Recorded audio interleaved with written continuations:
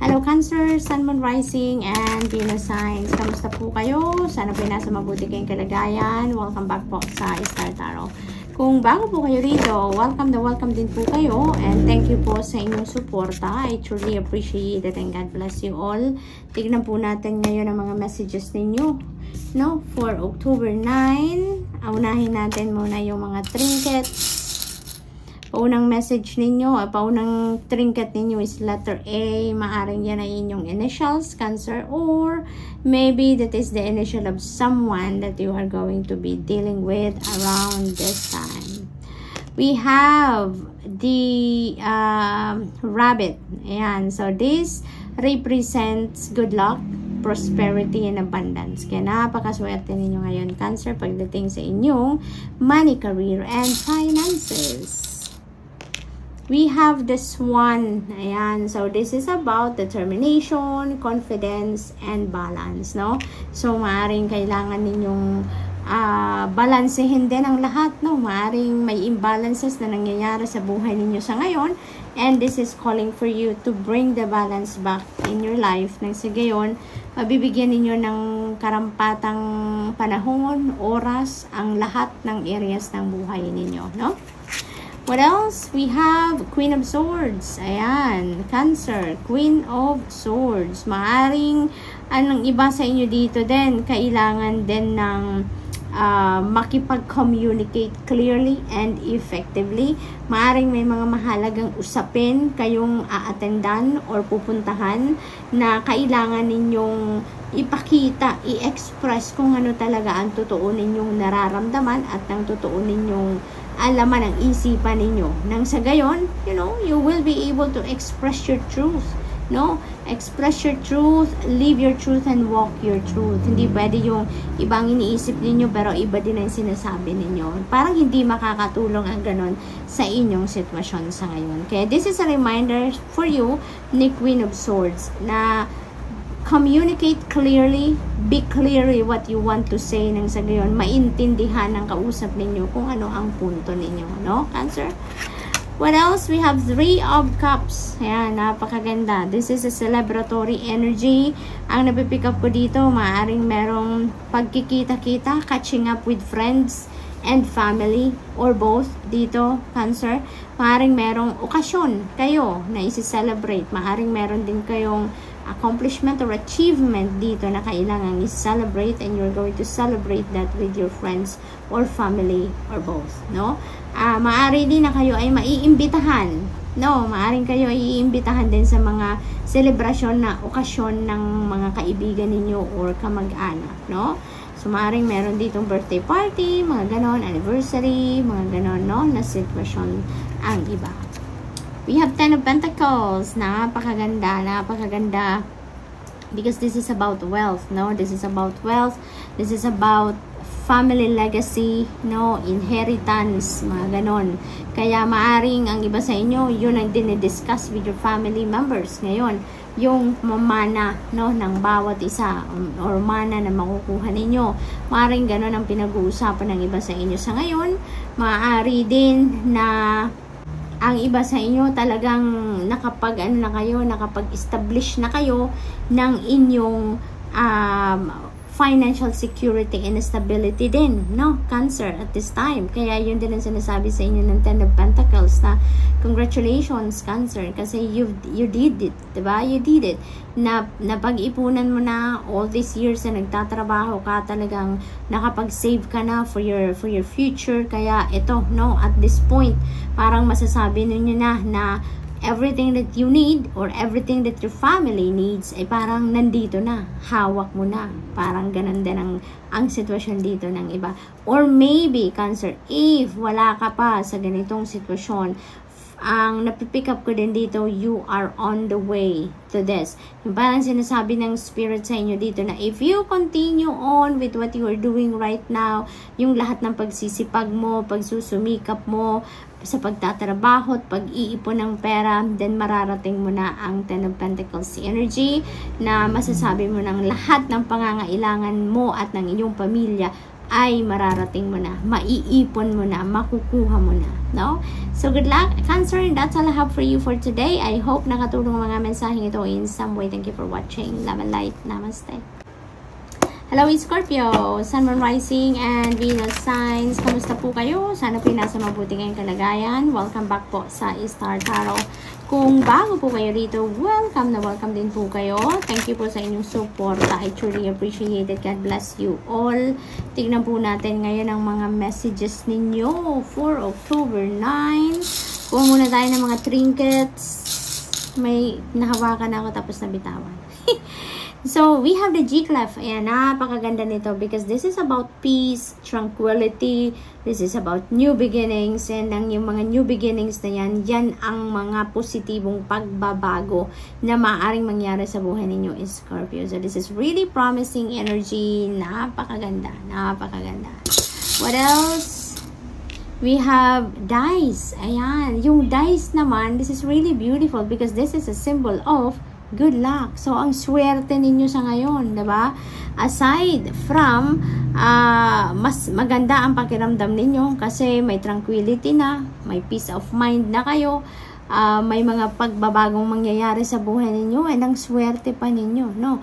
Maaring yung swerte ninyo is, yun ang mag-open up ng mga new beginnings na to sa buhay ninyo, Scorpio. So, that's very, very exciting. So, we have the owl, ayan. So, there is definitely changes na mangyayari. This represents change and transformation and also intuition. So, you're divinely guided. Kung ano man ang ganap na pagbabago dito sa buhay ninyo, ano man transition na mangyayari, divinely guided kayo ng divine universe. The Magician, ayan. So, there is new beginning, another new beginning energy. So, talagang Scorpio, punong-puno kayo ng pagbabago. Mababalot kayo dito ng change, no? Beautiful and positive changes ang maaring mag-unfold sa buhay ninyo around this time, no?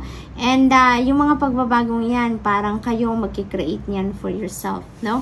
Kayo yung mag-take action, kayo yung mag-i-implement, kayo yung mag-i-execute ng changes na yan sa buhay ninyo, Scorpio. Now is the time to take action, no? Hindi, tapos na kayo sa mga pagpaplanong stage na yan.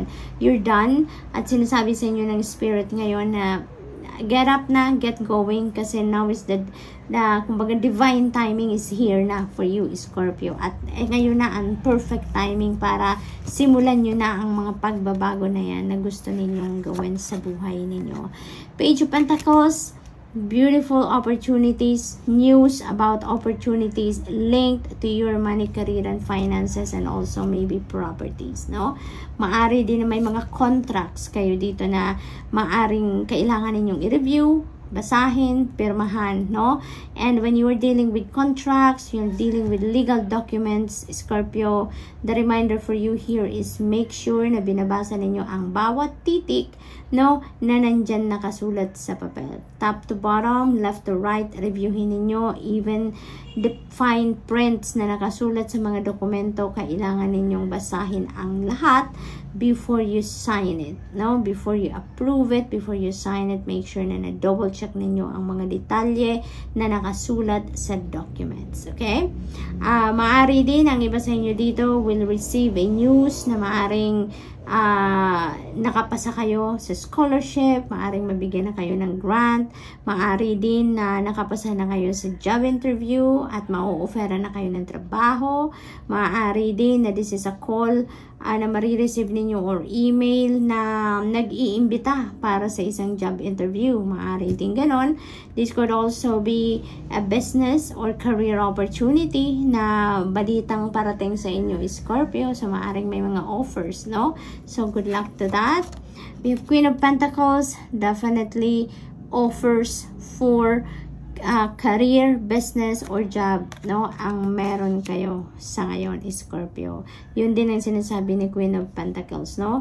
At yung mga offers na yan, ano, sa trabaho, sa career, sa business, maaring yun, alam mo, Scorpio, yun ang magbubukas ng pinto para magkaroon kayo ng pagkakataon na ma-experience ninyong financial abundance, prosperity, and financial success, no? Maaring ito na yon. Maaring ito na yon yung positive change na mangyayari sa inyo, no? Yung new beginnings na sinasabi ng G-Clef energy dyan, no? Maaring ito na. Maaring may bago kayong path na tatahakin dito pagdating sa inyong money, career, and finances, no? So, maaari talaga na may mga job opportunity, business or career opportunity na parating sa inyo dito that you're going to grab, at yun ang magpapabago ng iyong sitwasyon sa ngayon pagdating sa inyong kaperahan, no? Good luck, Scorpio, and that's all I have for you for today. I hope nakatulong mga mensaheng ito in some way. Thank you for watching. Love and light. Namaste. Hello Pisces, Sun, Moon, Rising, and Venus sign. Kamusta po kayo? Sana po nasa mabuti kayong kalagayan. Welcome back po sa Star Tarot. Kung bago po kayo rito, welcome na welcome din po kayo. And thank you po sa inyong support. I truly appreciate it. God bless you all. Tignan po natin ngayon ang mga messages ninyo for October 9. Paunang mensahe ng trinkets po. We have crown. Wow, napakaganda naman ito. This is so cute. And this is about authority. This is about confidence. No, this is about rules. This is about power, status, yung mga ganon. So, maaari talaga ng iba sa inyo. Maaring you are a person of authority, or maaring may lalagay kayo sa posisyon of authority. Maari din na kayo ay mataas ang katungkulan sa trabaho, sa opisina, sa kumpanyang pinagtatrabahuan ninyo. Maari din na you are yung parang boss na kayo siguro sa trabaho ninyo, no? Or maybe you are lawmaker, yung mga ganun ba? Maaring nandun kayo sa posisyon na gumagawa kayo ng batas. Maaring ganun ang ganap din ng iba sa inyo. This is a very confident person, no? You are a very confident person, Pisces. Or maybe if not, kung hindi naman kayo yan, maaring you're going to be dealing with someone, no? Na maaring person of authority. Okay? We have butterfly, malaking butterfly ito, kaya malaking pagbabago, no? Malaking transformation na maaring mangyari sa buhay ninyo around this time. Napakagandang next message ninyo. This is the Eiffel Tower. So, ang iba sa inyo dito maybe is traveling overseas, no? Maaring merong pasyal. Ang travel na to ng iba sa inyo, Pisces, maaring papasyal kayo, maaring magtatrabaho na kayo sa ibang bansa, or maaaring you are going to migrate sa ibang bansa. Maaari din na pasyal, no? Maaring papasyal talaga kayo dito sa Eiffel Tower. Maaring ang trabaho ninyo or pasyal ninyo will be bound to European countries. Maaring ganun din ang sitwasyon. So, good luck kung saan man kayo magbabiyahe. Good luck at mag-iingat po kayo, Pisces.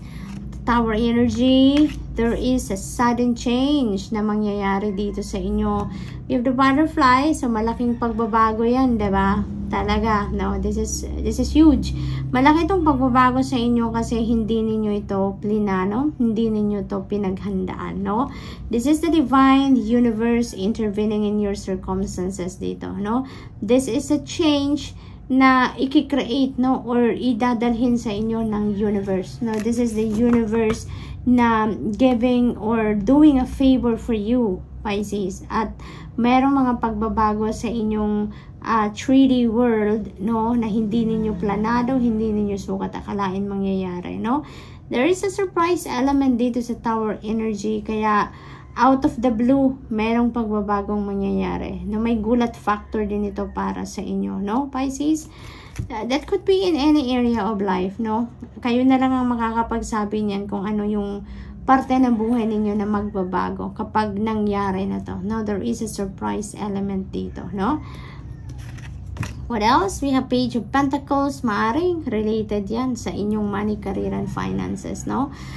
Pisces. Sa Page of Pentacles, this is wonderful news coming in, no?